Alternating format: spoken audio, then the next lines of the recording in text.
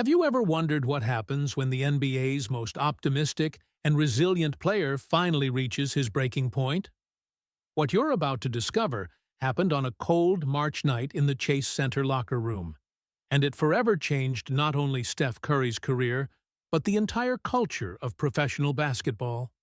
At that exact moment, Steph Curry was sitting in his locker, still wearing his sweaty Golden State Warriors uniform, staring at the floor as if searching for answers that didn't exist. His hands were trembling slightly, not from cold, but from an exhaustion that went far beyond the physical. The heavy silence in the locker room was broken only by the muffled sound of cleats touching the floor and the labored breathing of players still processing another devastating defeat. To understand how the NBA's most resilient player reached the moment where he would pronounce the words that would shock everyone around him, we need to go back 3 months in time, when everything still seemed to be under control. It was possible to feel the growing tension that had settled into the season like a dark cloud that never completely dissipated. The 2024 to 2025 season had begun with great expectations, as always happened with the Warriors. Steph Curry, at 36 years old, was still considered the beating heart of the franchise, the unquestionable leader who transformed defeats into lessons and obstacles into opportunities for growth.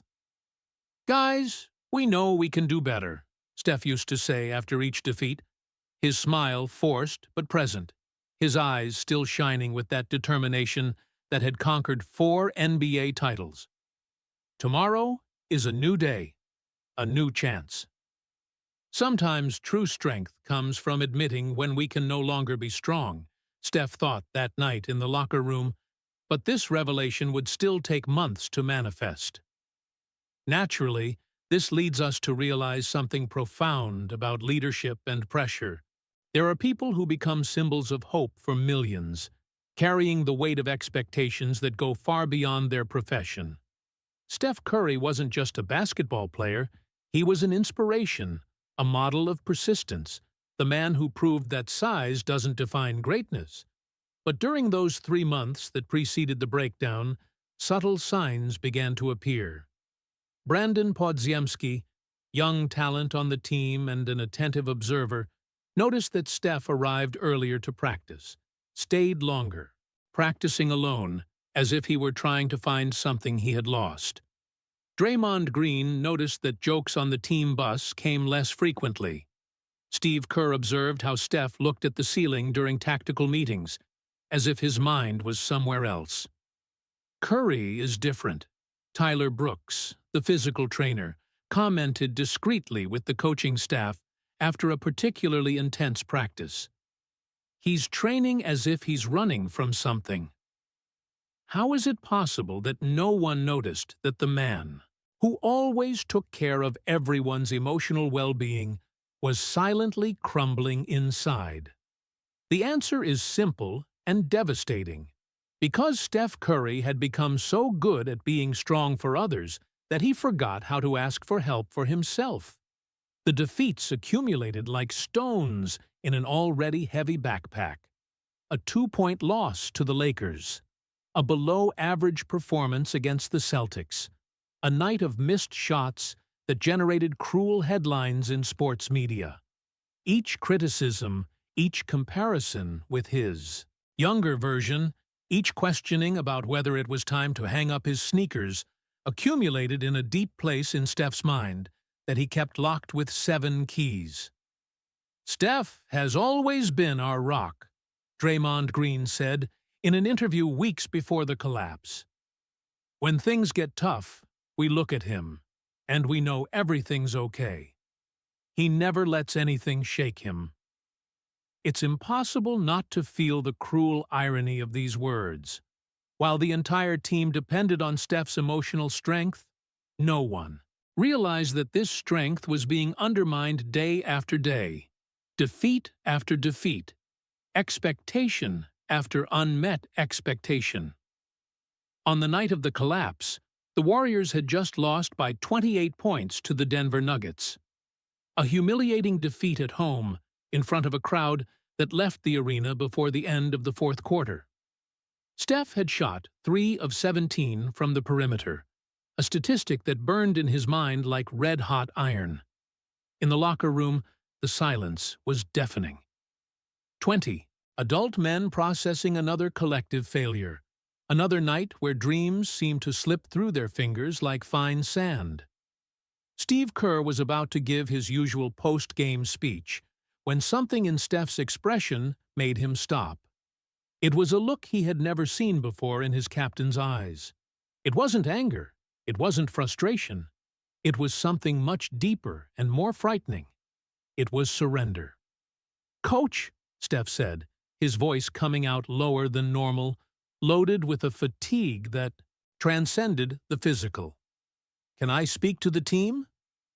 How many times in life do we witness the exact moment where someone who has always been our source of strength finally needs our strength?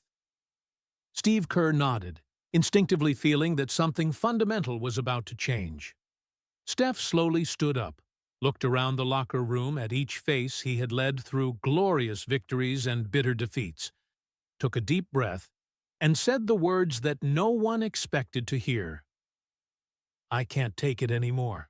Sometimes true strength comes from admitting when we can no longer be strong. And Steph Curry was about to discover that his greatest victory would come from the moment of his greatest vulnerability.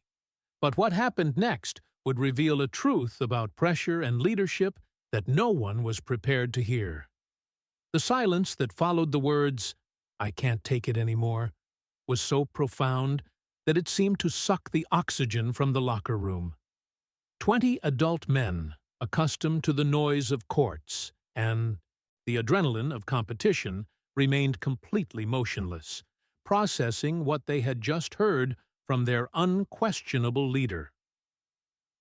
"Steph," Draymond Green began, but his voice died in the air when he saw the expression on his companion's face from so many battles.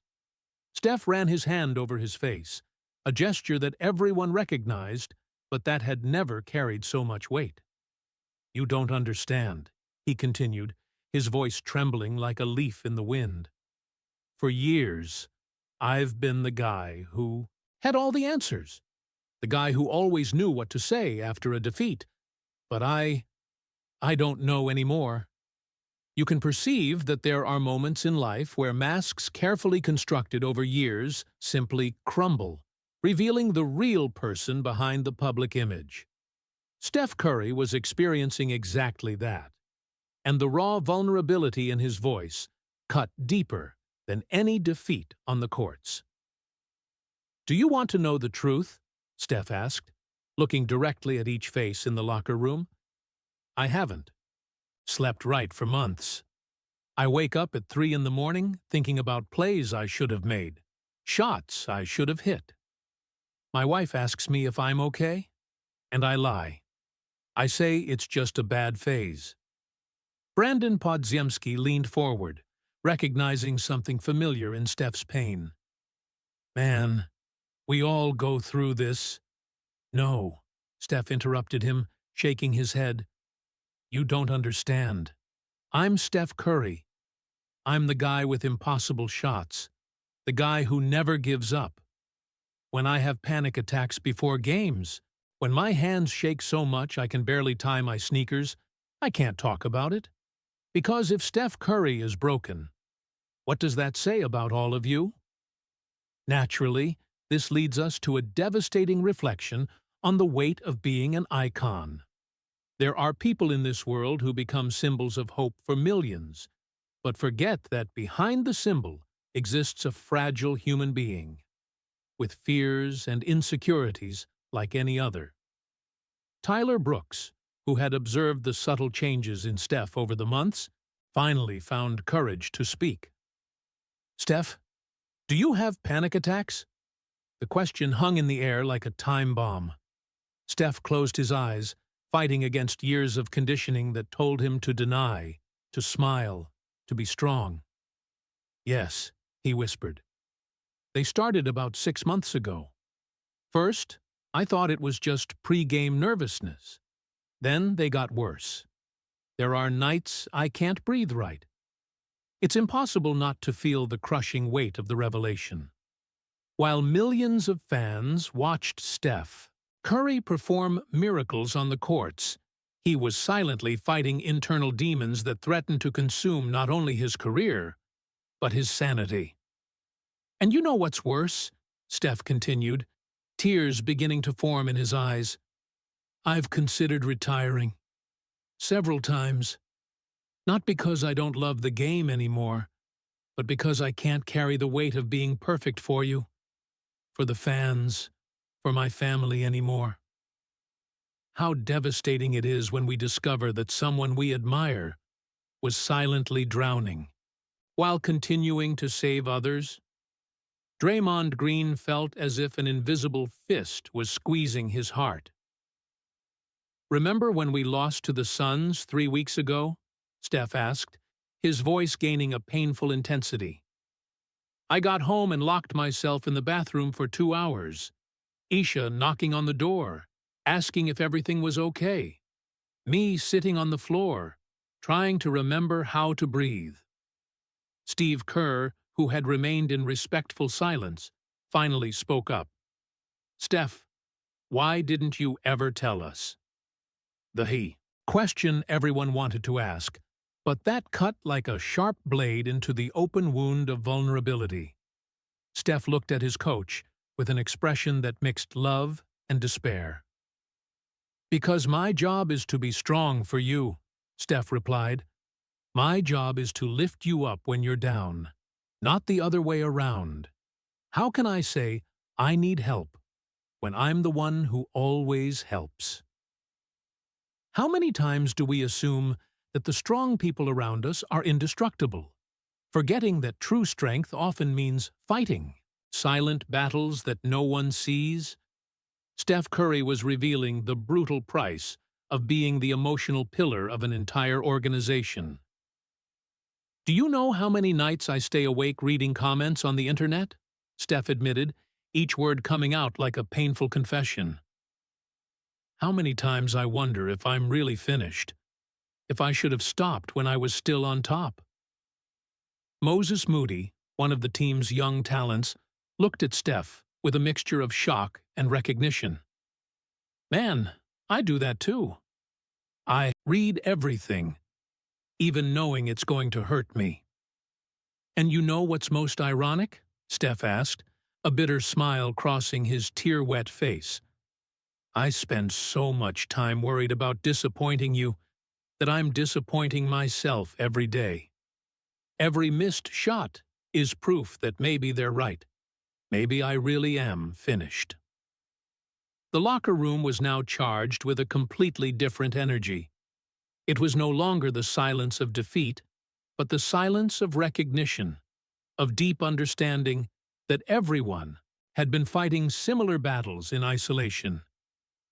Steph, Draymond said finally, his voice choked with emotion, you've saved my career more times than I can count. You've pulled me out of fights, helped me grow as a man. And you think I care if you have panic attacks? Man, that just makes me respect you more. Sometimes true strength comes from admitting when we can no longer be strong. And Steph Curry was discovering that his vulnerability could be exactly what his team needed to heal, collectively. No one could imagine that that moment would be the turning point that would change not only a team, but an entire culture of silence in professional sports. Draymond Green's words hung in the air like a bridge between two realities. The old one, where strength meant never showing weakness, and the new one, where strength meant courage to be human. Steph looked at his companion of a decade with an expression that mixed gratitude and despair.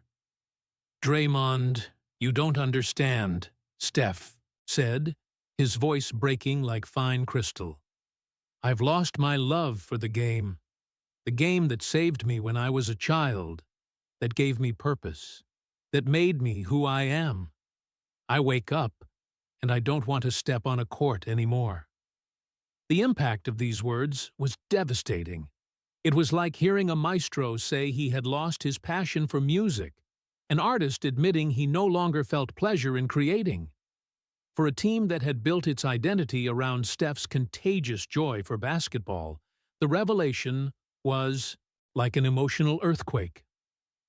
"When was the last time you saw me smile for real after a game?" Steph asked, looking around the locker room. "Not the smile I put on for the cameras, but a genuine smile of happiness?" You can perceive that there are moments in life where a simple question forces everyone to confront a truth that has been right before our eyes, but that we chose to ignore. The faces around the locker room revealed painful recognition. No one could remember. "I pretend I'm okay," Steph continued, tears now flowing freely down his face. "I pretend for Isha. I pretend for the kids. I pretend for you. I pretend for myself. But the truth is, I'm broken inside, and I don't know how to fix myself." Tyler Brooks slowly stood up, walking to Steph with the caution of someone approaching a wounded animal. "Steph, can I tell you something? We all pretend, too." It was as if an emotional dam had been broken. Kyle Anderson nodded heavily. "Man, you think you're the only one who reads criticism until 3 in the morning? You think you're the only one who questions if he still belongs at this level?" Naturally, this leads us to a devastating understanding about sports culture. For decades, athletes have been conditioned to equate vulnerability with weakness, creating a silent epidemic of mental suffering among the very warriors we admire on the courts. "You want to know a secret?" Draymond said, his voice trembling. "I have panic attacks too.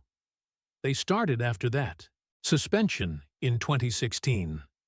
Every time I commit a technical foul, every time I lose my temper, I'm terrified that you all see me as a problem that needs to be solved." The silence that followed was loaded with mutual recognition. It was as if decades of masks were being removed simultaneously, revealing wounds that everyone carried, but no one had dared to expose. "I take sleeping pills," Brandon Podziemski admitted, his voice low as a whisper. "Every night. Because my mind doesn't stop. Running, analyzing every play, every mistake, every way I disappointed the team." How transformative it is when we realize that our most private pain is, in fact, shared by those around us. The locker room was transforming from a place of individual defeat into a sanctuary of collective healing. "And I," Moses Moody added, "avoid looking at my phone after games because I'm afraid of what my family will think about my performance. I'm 22 years old, and I feel like I carry the weight of the IB world on my shoulders." Steve Kerr, who had remained observing this collective revelation, finally spoke up with a voice loaded with emotion and regret.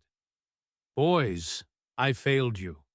For years, I created a culture where you felt you needed to hide your humanity to be considered professionals. It's impossible not to feel the weight of responsibility when a leader recognizes that his own approach contributed to the suffering of those he was trying to guide."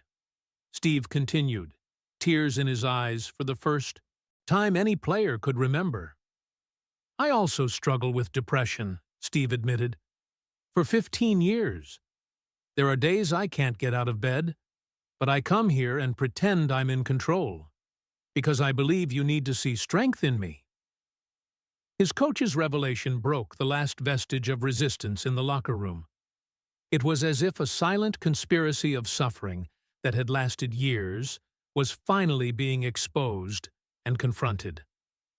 "You know what's craziest?" Steph said, laughing through tears. "We were all suffering alone, protecting each other from our own pain, when we could have been helping each other all along.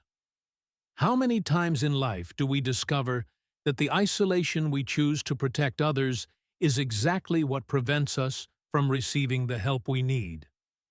Tyler Brooks placed his hand on Steph's shoulder, a simple gesture that carried decades of accumulated understanding. "Steph, do you know why we respect you so much?" Draymond asked. "It's not because you never fail. It's because you always get up after failing. And today, seeing you have the courage to admit you're struggling, I respect you more than ever." The locker room now vibrated with a completely different energy. It was no longer the place where warriors hid their wounds, but the space where human beings finally found courage to heal together. "So, what do we do now?" Steph asked, looking around at faces he now knew in a completely new way. "Sometimes true strength comes from admitting when we can no longer be strong," and Steph Curry was about to discover that his emotional breakdown would be the catalyst for the most important transformation of his career and of the entire Golden State Warriors culture. And it was then that the truth finally came to light about what it means to be truly strong in a world that confuses vulnerability with weakness. Steph's question, "So, what do we do now?" hung in the air like a bridge between the past of silence and a future of unexplored possibilities. Steve Kerr slowly stood up, looking at each face in the locker room with a determination that came from decades of experience and, now, from a completely new understanding about leadership. "First thing," Steve said, his voice gaining strength with each word, "we're going to stop pretending we're machines. Second thing, we're going to get professional help.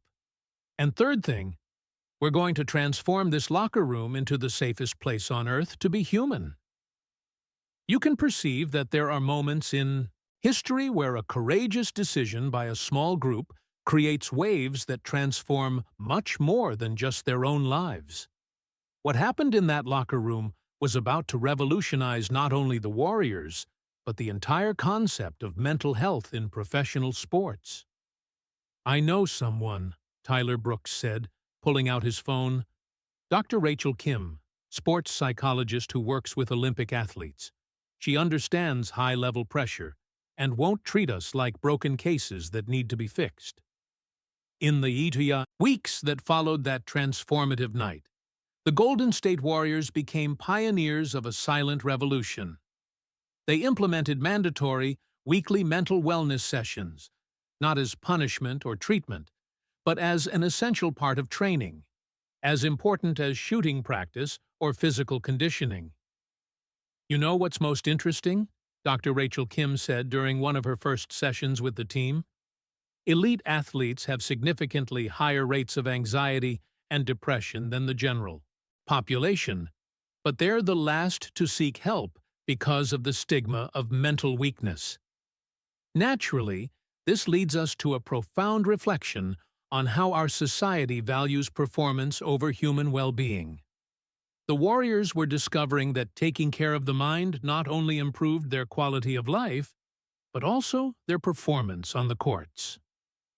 3 months after that night in the locker room, something extraordinary began to happen.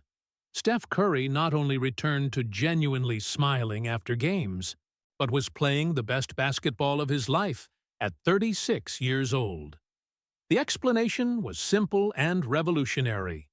When you stop spending energy hiding your humanity, all that energy can be channeled into what really matters. "I sleep 8 hours a night now," Steph shared in an interview that shocked the sports world with its brutal honesty. "Not because the problems disappeared, but because I learned that taking care of my mental health isn't optional. It's essential." How transformative! It is when we discover that our greatest perceived weakness can become our most authentic strength. Steph's decision to speak publicly about mental health created an avalanche of changes throughout the NBA. Other players began sharing their own struggles.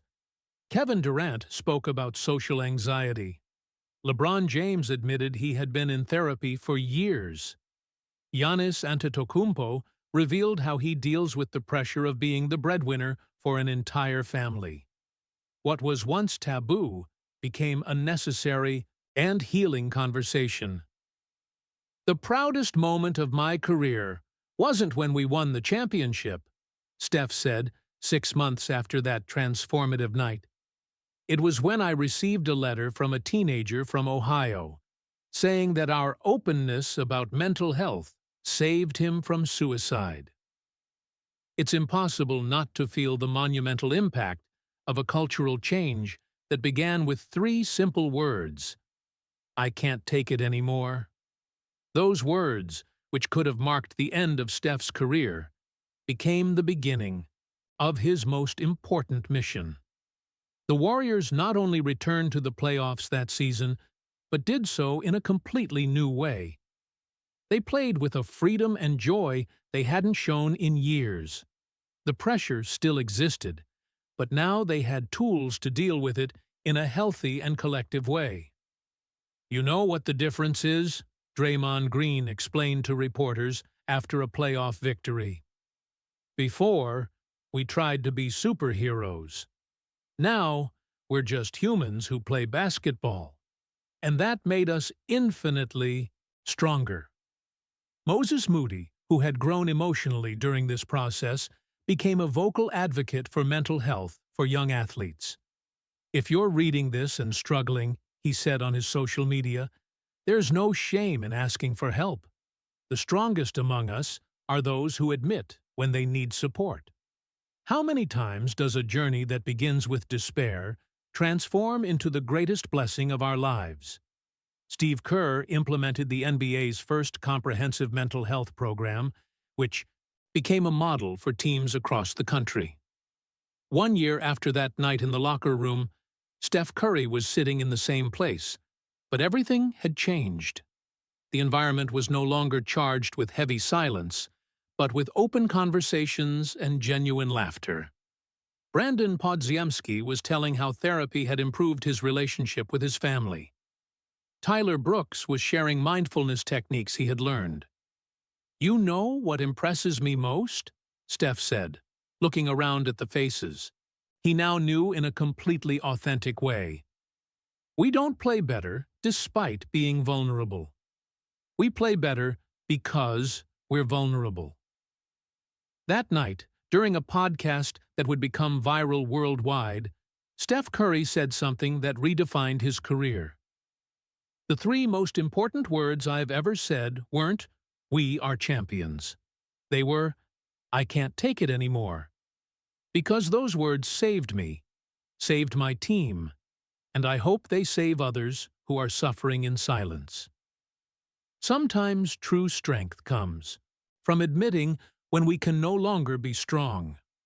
Steph Curry discovered that his greatest victory didn't come from a 3-point shot or a championship trophy, but from the moment he had the courage to be completely human in front of those who mattered most. And in that moment of total breakdown, he not only found himself again, but helped an entire generation of athletes understand that vulnerability isn't the opposite of strength. It's its purest and most powerful expression.